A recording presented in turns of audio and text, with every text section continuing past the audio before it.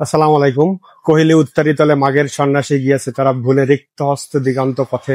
এই যে আমাদের দেশের রূপময় বৈচিত্র্য আজকে ফুটিয়ে তোলার জন্য বাংলাদেশ ট্যুরিজম বোর্ড 2025-এর 13তম ফেয়ার অনুষ্ঠিত করতেছে। আমরা আজকে এখানে আছি, কিন্তু আমাদের দেশের বৈচিত্র্য সবাই বুকে ধারণ করি, কিন্তু কেউ এটাকে ভালোবেসে বিশ্ব দরবারে পৌঁছায় দিতে পারি না, কারণ সৃষ্টিকর্তা সবাইকে সব ক্ষমতা দেয় না। আমরা চাচ্ছি যে আমাদের দেশটাকে, ট্যুরিজম শিল্পটাকে পৃথিবীর বুকে ছড়াইয়ে দিতে। আমাদের যে বিভিন্ন খাত, যেরকম গার্মেন্ট শিল্প, প্রবাসী এবং এদেশ থেকে যারা মাছ ধরে আহরণ করে, এই মাছ বিদেশে রপ্তানি করার ফলে আমাদের দেশে বৈদেশিক মুদ্রা যেরকম অর্জন হয়, আমাদের দেশে যদি বিদেশিরা ভ্রমণে আসে তাহলে ওই পর্যটন শিল্পকে ডেভেলপিং হবে। এছাড়া দেশীয় যারা আছে এরা যদি এক জায়গা থেকে আরেক জায়গায় ঘুরতে যায় তাহলে এই দেশের অর্থনীতি হাত বদল হয়, আর হাত বদলের ফলে দেশের আর্থ সামাজিকের উন্নয়ন হয়। অর্থ সামাজিক শুধুমাত্র বইয়ের পাতায় থাকে, আর এর আর্থ বলতে নিজে থেকে ব্যক্তিগতভাবে মানুষের অর্থ এক হাত থেকে আরেক হাতে যায়।